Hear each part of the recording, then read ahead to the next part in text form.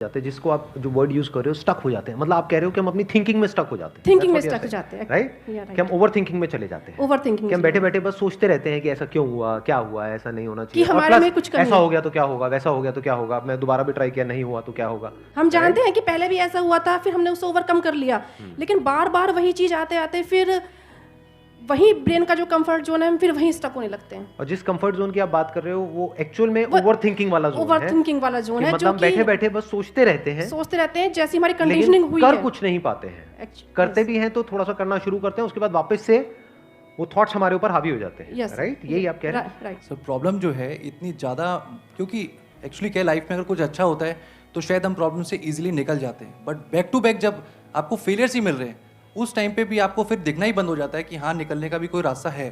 Problem सबसे बड़ी पता है क्या है? कि सबको यही लगता है कि हमारी प्रॉब्लम सबसे बड़ी है। अगर यहां पर मैं एक एक करके सबको बोलूं कि आप बताओ कि आपकी लाइफ में क्या क्या प्रॉब्लम्स आई या अभी क्या प्रॉब्लम्स चल रही है, तो आई एम श्योर कोई सोच भी नहीं सकता कि अच्छा ऐसी प्रॉब्लम्स भी कोई फेस कर सकता है क्या। तो इन प्रॉब्लम्स के बावजूद भी कुछ लोग आगे बढ़ पाते हैं, कुछ नहीं बढ़ पाते हैं। That is the big question कि एग्जैक्टली हम स्टक कहां पर होते हैं।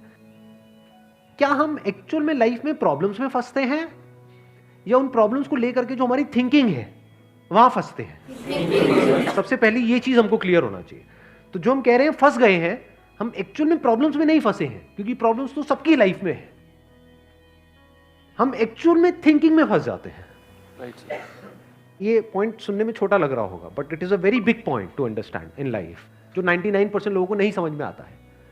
हम क्या समझते हैं कि हम प्रॉब्लम्स में फंस गए हैं, क्योंकि the moment you say that, तो जब तक प्रॉब्लम्स रहेगी तब तक आप फंसे रहोगे। और प्रॉब्लम्स कब तक रहेंगी? लाइफ टाइम, जब तक लाइफ रहेगी। Right. But the moment you से कि मैं प्रॉब्लम्स में नहीं फंसा हूं, प्रॉब्लम्स मतलब लाइफ में नहीं फंसा हूं, मैं लाइफ के बारे में जो मेरी थिंकिंग है उधर मैं फंस गया हूं जाकर के। अब मैं उस थिंकिंग को कैसे चेंज करूं? Right. If you say that, तो वो आपके हाथ में पूरा कंट्रोल है। But if you ask me this question कि मेरी लाइफ की जो प्रॉब्लम्स हैं वो कैसे सॉल्व हो, तो उसका कोई जवाब नहीं है, क्योंकि वो कभी नहीं होगा। आज आपकी एक प्रॉब्लम है, वो सॉल्व हो भी जाएगी, कल कोई और प्रॉब्लम आ जाएगी, परसों कोई और आ जाएगी, फिर कोई और आ जाएगी, फिर कोई और आ जाएगी। Right sir. तो कैसे हम अपनी थिंकिंग को चेंज करें? सिंपल, थिंकिंग चेंज हो गई तो सब चेंज हो जाएगा। सब चेंज हो जाएगा, क्योंकि प्रॉब्लम्स को देखने का नजरिया बदल गया तो प्रॉब्लम बदल गई। एक बंदा जिसकी थिंकिंग नहीं फंसी हुई है, उसको आप चारों तरफ से फंसा दो, वो निकल जाएगा। लेकिन जिसकी थिंकिंग फंसी हुई है, उसको आप जा करके दुनिया जहान के सारे रिसोर्सेज दे दो, पूरा का पूरा खजाना भी दे दो, तब भी वो नहीं निकल पाएगा, तब भी रोएगा बैठ करके कि क्या मेरे को चारों तरफ खजाने से कैद कर दिया। अरे भाई, खजाना है, कैद नहीं है। देखे ना ऐसे लोगों को जिनके पास में सब कुछ है लेकिन रोते रहते हैं। तो सब कुछ मिलना इज नॉट अ सॉल्यूशन। जिनकी लाइफ में कोई प्रॉब्लम नहीं है वो भी रो रहे हैं। सो अब आता है कि इसका सॉल्यूशन क्या है, कि we are stuck in our thought process, how to get out of it. तो सबसे पहली चीज ये समझनी है, ज्यादा सोचने से कुछ नहीं होता है, सही सोचने से होता है। अभी सही सोचना क्या है? What is right thinking, not positively सोचना। इसको भी ध्यान से समझ लेना। पॉजिटिव सोचना क्या सही सोचना होता है? फॉर एग्जाम्पल, आगे आप जा रहे हो, किसी जंगल में हो और आगे दलदल है, और आप पॉजिटिव सोच रहे हो मेरे साथ में कभी कुछ गलत हो ही नहीं सकता, मैंने ताबीज पहना हुआ है, ये मुझे बचाएगा। बहुत लोग हैं बहुत पॉजिटिव है लाइफ को लेकर के, बट क्या उनकी सोच सही है? अभी सही सोचना क्या है? सर मेरे हिसाब से मतलब इंटेलिजेंसी से सोचना, ये मतलब कुछ ऐसा सोचे कि आगे जाके हमें कोई हानि ना हो, कि एक इंटेलिजेंट माइंड से सोचे। अभी इंटेलिजेंट क्या है और फूलिश क्या है? एक है फूलिश तरीका सोचने का, बेवकूफों की तरह सोचना, एक है इंटेलिजेंस के साथ में सोचना। What is intelligence? जिसको हम इंटेलिजेंस कहते हैं वो इंटेलिजेंस क्या है? साइंस को इंटेलिजेंस कह सकते हैं? नहीं कह सकते, नहीं कह सकते। तो किसको कहोगे? सुपरस्टिशंस को इंटेलिजेंस कहोगे? सुपरस्टिशंस मतलब क्या? बिलीफ, कुछ भी मान रखा है, उसको पकड़ के बैठे हुए उसके हिसाब से एक्ट कर रहे हैं, उसको इंटेलिजेंस कहोगे? या साइंस जिस तरीके से आगे बढ़ रही है उसको इंटेलिजेंस कहोगे? एग्जैक्टली। तो साइंटिफिक वे ऑफ थिंकिंग समझना पड़ेगा, वो क्या है, उसको अपनी लाइफ में लगाना पड़ेगा, तब आप कह सकते हो आपकी जो थिंकिंग है वो सही है। अब ये साइंटिफिक थिंकिंग मतलब क्या? रियलिटी को एज इट इज देख लेना, दैट इज साइंटिफिक थिंकिंग। यही तो है, और क्या है? There are laws of this universe, उसको एज इट इज देख लेना, उसको ऑब्जर्व करना, यही तो है साइंटिफिक थिंकिंग। उन लॉज को बदलना नहीं, क्योंकि साइंस बदल नहीं सकती उन लॉज को। लॉ ऑफ ग्रेविटी को साइंस बदल नहीं सकती है, उस लॉ को समझ करके उसके हिसाब से एक्ट कर सकती है। इसी साइंटिफिक थिंकिंग को अगर हमको अपनी लाइफ में लगाना हो तो इसका मतलब क्या? एक थिंकिंग हो सकती है लाइफ से रिलेटेड, जो भी आपके दिमाग में कचरा भरा पड़ा है बचपन से लेकर के आज तक, जैसा आपको समझाया गया है लाइफ के बारे में। किसने समझाया है?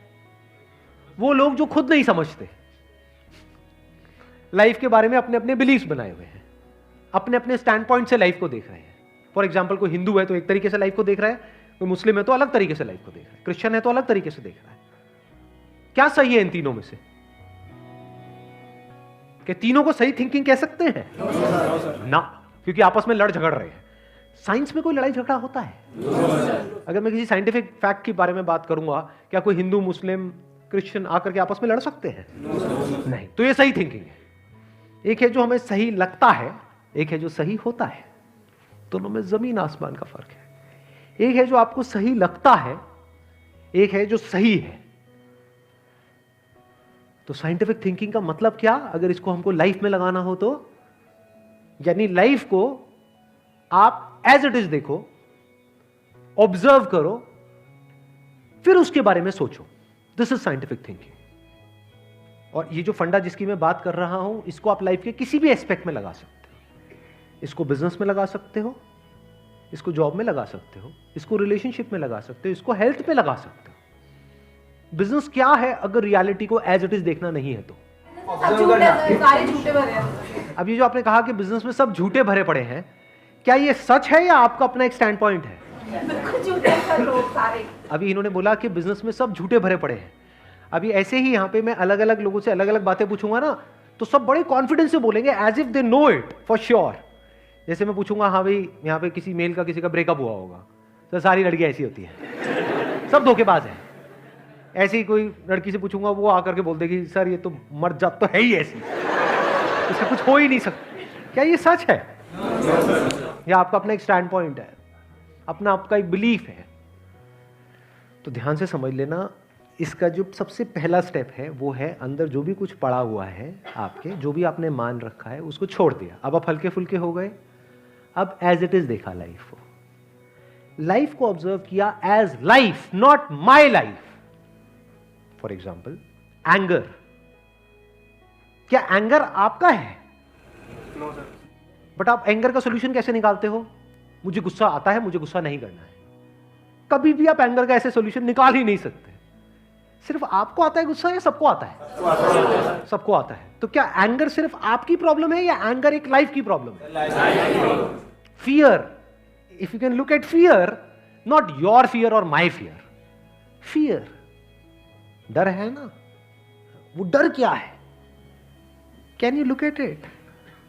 इसको बोलते हैं साइंटिफिकली चीजों को देखना। रिलेशनशिप, नॉट माई रिलेशनशिप और योर रिलेशनशिप, रिलेशनशिप। तो इस तरह से जब हम चीजों को देखते हैं ना, not from a subjective point of view but from an objective point of view, जैसे एक साइंटिस्ट देखता है, जैसे एक साइंटिस्ट ऑब्जर्व करता है, वहां पे ना खुश हुआ जाता है, ना परेशान हुआ जाता है, ना पॉजिटिव हुआ जाता है, ना नेगेटिव हुआ जाता है। This positive and negative is your stand point, is a subjective point of view. In objective reality, उसमें खुश क्या होना है और दुखी क्या होना है, वहां पर सब कुछ क्लियरली नजर आ रहा होता है। वहां पे कभी भी हमारी थॉट प्रोसेस स्टक नहीं होती है, हम फंस ही नहीं सकते। बिलीफ्स में आप गारंटेड फंसोगे। शॉर्ट टर्म में वो अच्छे लग रहे होते हैं क्योंकि वहां पे कंफर्ट मिलता है। जो भी हमने मान रखा है, अगर उसको पकड़ करके हम बैठे रहें और उसमें गोल गोल घूमते रहें तो बड़ा कंफर्ट मिलता है, लेकिन आगे जाकर के वो हमको फंसा देता है, एंटैंगल्ड कर देता है। बट जो रियलिटी है वो धीरे धीरे धीरे धीरे आपको आजाद करती रहती है, जितना आप रियलिटी को समझ जाते हो उस लेवल तक। यानी कि अगर इसको मैं पूरा समअप करूं, जो भी मैंने अब तक कहा है उसको, ये सेशन शुरू कहां से हुआ था? फेलियर से हुआ था कि एक के बाद एक, एक के बाद एक हमने लाइफ में बहुत सारे फेलियर्स फेस करे हैं। तो अब अपने फेलियर्स को ऑब्जर्व मत करो, अपने को बीच में से हटा दो, ऑब्जर्व करो ये जो फेलियर्स हैं ये क्या है। तो you will start seeing the nature of those failures. You will start seeing the causes of those failures. For example मेरी लाइफ है, अगर मेरे को उसको ऑब्जर्व करना है, दो तरीके हो सकते हैं. एक ये, अब मैं अपनी लाइफ में थोड़ा सजा रहा हूँ जिससे कि आप उसको रिलेट कर सको. मैंने पास में कुछ गलतियां करी, बहुत बड़ी बड़ी गलतियां करी, मेजर लॉसेस हुए. तो एक एंगल तो ये हो सकता है मैं ऐसा कैसे कर सकता हूं. दूसरा ये है कि मैं ऑब्जर्व करूं कि एग्जैक्टली वो गलती क्या थी और उसका कॉज क्या था. तो वो दिख जाता है, अच्छा उस टाइम पे वो ग्रीड बहुत ज्यादा हावी हुई पड़ी थी. अच्छा ग्रीड क्यों हावी हुई पड़ी थी, इतना लालच क्यों आया हुआ था कि हाँ ये करना है, ये करना है, ये करना है, ये क्यों आया हुआ था. और ये बचपन से ऐसी कंडीशनिंग हुई पड़ी थी, बचपन से घर में यही सारी बातें सुनी थी.